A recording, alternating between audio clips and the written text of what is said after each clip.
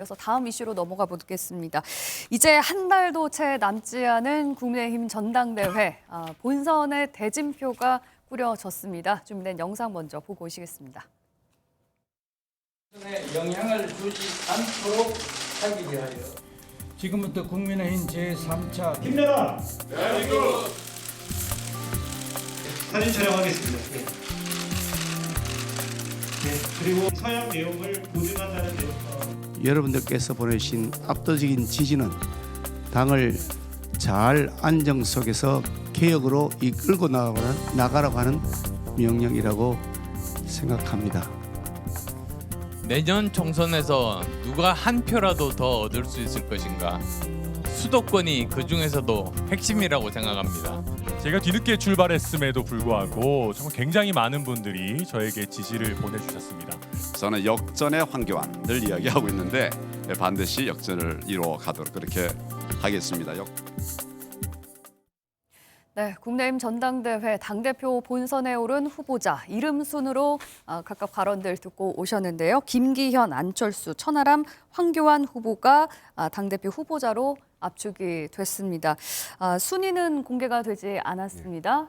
당대표 컷오프 예상했던 결과였을까요? 김영남 의원님 어떻게 보셨나요? 당대표 후보 결과는 뭐 예상대로 나왔고요. 대략 뭐 순위도 짐작은 할 수 있습니다만 공식적으로 발표는 안 됐습니다. 근데 네. 어제 컷오프가 되면서 이제 대진표가 나온 거잖아요. 그렇죠. 네. 사실상 전당대회가 본격적으로 어제부터 시작된 거거든요. 근데 이번 전당대회는 시작하기 전부터 이런저런 사건들이 하도 많아갖고 네. 피로도는 이미 전당대회 치른 것 같아서 피곤해요. 벌써요. 많은 이벤트들이 아. 벌써 막 머릿속에 떠오릅니다. 네. 그러다 보니까 이제 본격적으로 레이스는 시작이 됐는데 네. 그동안에 있었던 그 여러 사건들과는 이제 좀 다른 양상으로 후보들 간에 정책 대결하고 네. 내년 총선을 어떻게 하면 이길 것이냐 거기서 본인의 비전도 좀 제시하면서 좀 정상적으로 치러졌으면 좋겠습니다. 네. 사실 궁금한 건 저 네 후보자가 과연 순위는 어떻게 됐을지 또 과반을 넘은 후보자가 있었을지 여부인데 예측하기가 쉽진 않겠지만 박장환 교수님께서는 어떻게 생각하세요? 현재 뭐 여론조사 우리가 이제 이번 컷오프 되기 전에 여론조사가 많았었는데 네. 1위가 엇갈렸습니다. 어떤 여론조사에서는 김기현 후보가 1등을 하고 또 어떤 조사에서는 안철수 후보가 1등을 하기도 했고 네. 또 어떤 조사에서는 천하람 후보가 굉장히 선전을 하고 또 어떤 조사에서는 또 황교안 후보가 또 선전하는 내용도 있었어요. 자, 이렇게 본다면 과반은 사실상 어렵다. 과반은 없었을 것이다. 이렇게 보는 전망이 까지 많고. 그럼 갈 가능성이 또 있을 수 그렇죠. 있겠네요. 이번 그 6천 명 당원을 대상으로 한 컷오프였기 때문에 이게 이제 그 전체 투표로 가면 또 다르겠지만 지금의 추세로만 이어진다면 물론 뭐 앞으로 한 달 가까운 선거 운동 기간이 있으니까 앞으로 또 변화가 있겠지만 네. 현재 추세만 놓고 본다면 그 누구도 과반을 획득하고 있지 못하다. 이렇게 보는 이 게 추세가 좀 바뀔 가능성은 얼마든지 있다고 보시나요? 아니면... 뭐 지난 한 달 동안에도 여건이 출렁출렁 거렸기 때문에 남은 네. 한 달도 예측하기 어렵다. 아니 대통령이 나서서 한마디 하면 여건이 출렁출렁 거리잖아요. 네. 그러니까 앞으로 윤석열 대통령이나 또는 대통령실이 무슨 말을 내놓느냐에 따라서 이게 순풍이 누군가에게는 순풍이 되고 누군가에게는 역풍이 되는 일들이 네. 앞으로 충분히 있을 것 같습니다.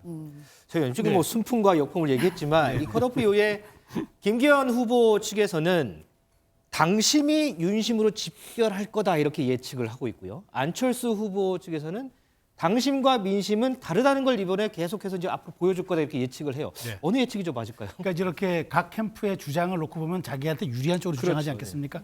저는 그래서 객관적인 데이터를 갖고 좀 분석을 하겠습니다. 그러니까 제가 자료를 좀 보니까 네. 이준석 대표가 뽑혔던 2021년 5월 달에 당원 숫자가 35만 명이었습니다. 네. 근데 이제 바로 지지난해죠. 대선 후보 경선 다시 2021년 11월입니다. 당시에 57만으로 늘어납니다. 네. 그러니까 지금 이제 다음 달에 치러지는 이번 전당대회는 84만입니다. 네. 자, 그렇다면 여기서 주목해야 될 건 뭐냐면 저는 대통령 경선 당시에 57만에서 지금 늘어났던 84만의 숫자입니다. 약 30만 가까이가 늘어났는데요. 네. 그럼 이게 뭘 의미하느냐라고 이제 봐야 되겠죠. 네. 당시에 윤석열 후보의 득표율이 윤석열 대통령이 당시 후보였을 때 득표율이 21만 표를 득표했고 홍준표 후보가 12만 표, 유승민 15,000, 원희룡 12,000 했습니다. 그렇게 놓고 본다면 지금 이번 투표율이 지난번과 똑같다고 가정했을 때 45%로 놓고 본다면 37만에서 38만 표가 투표를 한다는 얘기로 보시면 될 것 같습니다. 그렇다면 윤석열 그 당시 후보가 대통령이 얻었던 21만을 거의 근접하는 후보가 싹쓸이를 해가야 네. 사실은 과반이 넘는 거예요. 그렇다면 이게 과연 이 지형이 지금 이번 그 전당대회 지형이 2021년 이준석 대표가 뽑혔을 때 영남이 51%였는데 지금은 39%입니다. 네. 수도권은 그 당시 32%였는데 지금이 37%입니다. 영남은 줄어들고 수도권은 올라가고. 높아졌죠. 자, 그리고 이제 그렇다면 주목해야 될 건 뭐냐? 윤석열 대통령 뽑혔던 경선 당시 57만에서 84만 늘어났던 이 30만의 요인이 무엇일까를 봐야 되는데 여기에 가장 주요한 요인은 바로 6일 얼마 전에 있었던 지방선거가 네. 당내 경선이 있었다는 거 아니까 경쟁적으로 여기 당원을 모집했어요. 이 사람들은 특정하게 유불리에 따라서 움직이지 않을 사람들이란 말이에요. 네. 그렇다면 여러 가지 세 가지 변수를 놓고 그러니까 유권자 늘어났던 총 숫자와 그다음에 지역별 숫자, 그다음에 연령대별 숫자를 놓고 본다면은 저는 정말 예측하기 어렵고 다만 분명해 보이는 거는 어느 후보가 과반을 갖고 가는 거는 지형적으로나 연령적으로나 지금 이 구조상으로 대단히 좀 어렵다. 그렇다면 저는 결선 투표에서 누가 더 유의미한 당원들의 그 결집을 지지를 이끌어낼 캠페인 전략을 내일부터 호소하는가. 저는 그게 관건이 될 거라고 생각합니다. 이게 데이터를 딱 들이대니까 그런가 보다. 상당히 신빙성이 좀 많이 생기는데 네. 한민수 대변인은 뭐 민주당도 안에 뭐 좀 시끄러운 일도 많지만 그래도 옆당 모습을 보시잖아요. 우리 예. 당은 뭐 시끄러운 일은 없고요.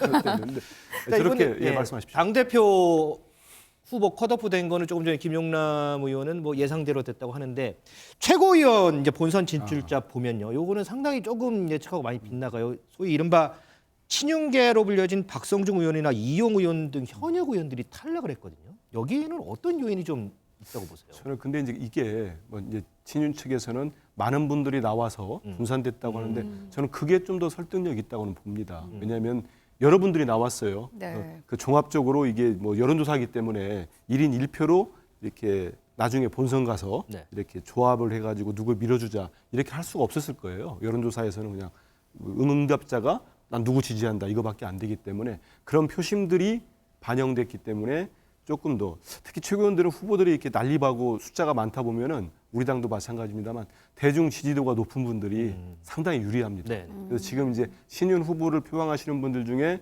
컷오프를 통과하신 분들은 대중적으로 많이 알려지셨고 이번에 좀 이제 고배를 마신 분들은 아무래도 내부에서는 뭐 친윤 쪽의 후보라고 하지만 국민들이나 우리 당원들을 볼 때는 거기까지는 관심을 쓸 수 없을 정도로 많이 나왔기 때문에 된 것 같고요. 대중적 인지도에서 차이가 좀 저는 그런 것 있었다. 같습니다. 그리고 친 이준석계 후보들은 숫자가 많지 않잖아요. 청년 쪽에 한 분, 최고위원 쪽에 두 분, 당대표 한 분이니까 나름 이렇게 좀 분산이 돼 있어요. 그리고 이준석 대표 좋아하시는 분들은 나름 이렇게 카테고라이징이 돼 있기 때문에 그분들은 조직적으로 이렇게 응답을 할 수 있는 거죠. 좀만 해도 이제 갈 수 있고. 저는 아까 최수용 의원님이 말씀하신 데 되게 분석을 잘 해주셔서 그냥 통합적으로 한 말씀 드리면 네. 이제는 그 우리 국민의힘 전당대회가 막장을 안 봤으면 좋겠다 이런 생각은 듭니다. 그래서 그냥 국민의 한 사람으로서 좀 희망적인 모습, 정말 집권당 대표가 내가 당선되면은 우리 민생에 어떤 정책도 피고 어떻게 좀 성공적으로 정부를 돕겠다 이런 말씀을 해야지. 저는 사실 지금도 조금 우려스럽긴 해요. 왜냐하면 한 달 좀 남았는데 만약에 정말 김기현 후보가 여론조사상에서 계속 날려가면 몰라도 또 안철수 후보와 엎치락뒤치락 하면은 또 대통령실이나 친윤 쪽이나 이런 분들이 또 다른 후보들이 이렇게 또 막 억압적으로 누르는 모습들 메시지를 내지 않을까 이런 걱정도 됩니다. 옆에서 보기에 뭐 정책 대결을 좀 했으면 좋겠다. 제가 이렇게 좀 정리를 하겠습니다. 네.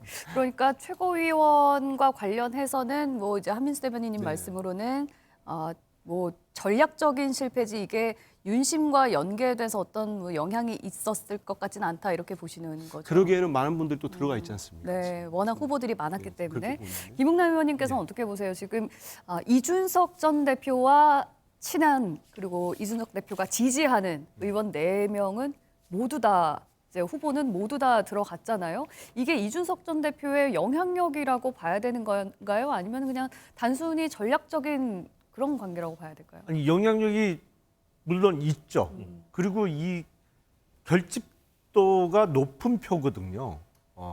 특히 이준석 전 대표를 보고 입당을 생애 최초로 했던 20대, 30대 이 당원들은 사실은 집중도가 뛰어나요. 그래서 기존에 뭐 여러 그 출마 포기가 이어지면서 이번 전당대회에 참여를 안 할 수 있었던 당원들이 네. 이제는 이준석 대표가 민다고 이제 여겨지는 천하람 당대표 후보를 비롯한 최고위원과 청년 최고위원 후보가 진영이 딱 갖춰지면서 네. 이 전당대회에 참여율이 높아질 수가 있는 거죠. 근데 1차 투표에 참여한 당원들은 또 많은 경우에 결선 투표까지 계속 이어서 참여할 가능성이 높거든요. 그래서 소위 이 이준석계 후보들이 특히 당대표 후보의 경우에 결선 투표에 못 올라가더라도 네. 결선 투표가 벌어지면 큰 변수로 작용할 가능성은 매우 높습니다. 그러니까 최고위원들 그 출마자 중에 컷오프를 통과 못한 의원들은 네. 저도 이제 분석에 동의하는데 사실은 인지도예요. 여의도에서는 현역 국회의원하고 아닌 사람하고 어마어마하게 차이가 나죠. 영향력이. 네. 무조건 현역이 왕입니다만 자기 선거구를 벗어나서 이게 전당대회는 전국 단위 선거잖아요. 네. 물론 당원들이 투표권자입니다만 아니 어느 지역을 벗어나서 전국 단위의 인지도가 안 나오는 현역 의원들은 비현역만도 못한 거예요. 그러다 보니까 컷오프 통과 못하고 우르르 떨어진 거죠. 제가 참 한마디만 네. 말씀드리면 좀 나오신 분들 중에 대부분 보면은 패널 분도 많아요. 김재현 방송에 최고위원, 출연하신 그다음에 분들이 좀 많이 태영 의원도 계시죠. 방송 출연이 많았고, 그다음에 네. 민영삼 위원도 같은 경우도 뭐 유튜브로 많이 알려진 분이고, 허은하 의원도 방송 출연 많이 해요. 그러니까 이게 진짜 김 의원님 말씀하신 것처럼 몇몇 조수진 의원도 마찬가지고 면면을 보면은 굉장히 대중성을 갖고 그다음에 미디어 인지도가 높으신 분들이 전략 여기에 대해서는 조금 말하자면 활약과 좀 선택을 받을 수 있는 구조적 요인이 마련될 수밖에 없다는 건 좀 약간 그건 인정을 해야 될 것 같아요. 네.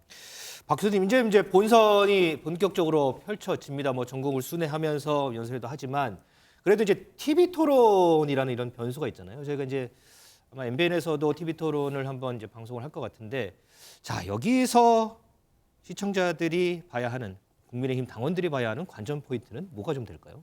사실 TV 토론에서는 그걸 통해서 유불리가 크게 갈리지는 않습니다. 근데 가장 조심할 것은 TV 토론에서 실언을 하는 거죠. 실언을 하거나 잘못된 대응을 하거나 이런 경우에 이제 굉장히 큰 감점 요인으로서 작용할 수 있기 때문에 이 부분이 가장 이제 조심해야 될 부분이고 저는 본선 기간 중에 가장 주목되는 일은 사실은 후보 간의 토론보다 윤석열 대통령의 입이에요. 대통령실의 입이 어떤 그 여기 또 새로운 발언이 나올지. 왜냐하면 기존에 이번 방금 뭐 후보 간의 인지도 얘기하셨는데 사실 이 인지도를 갖다가 뒤집을 수 있는 힘이 사실 대통령에게 있거든요. 근데 그 대통령의 입이 내부에 갈등 양상으로 벌어졌습니다. 이준석 사태부터 시작해서 특히나 나경원 전 의원에 대해서 만류하는 것, 그다음에 그걸 넘어서서 안철수 후보에 대한 때리기까지 이게 어느 정도 선을 넘어서면서 대통령에 대한 뭐 방어 또는 지지 이런 부분들이 굉장한 분들은 뭐 친윤 쪽으로 집결을 했겠지만 이건 좀 너무 선을 넘은 거 아니냐라고 했던 분들이 사실은 역풍으로서 비윤 쪽 그 후보들을 지지한 측면이 있거든요. 근데 이게 이제 이번 단기간에는 영향을 미쳤는데 본선에까지 그런 영향이 가겠느냐라고 본다면 그건 앞으로 대통령실의 입 어떤 말이 나올지 이게 어떻게 보면 판도를 크게 흔들 수 있는 저는 변수가 될 거라고 봅니다. 자, 약 한 달간 이제 진행될 본선전 과연 어떤 이벤트들이 많이 좀 이뤄질지 한번 지켜볼게요.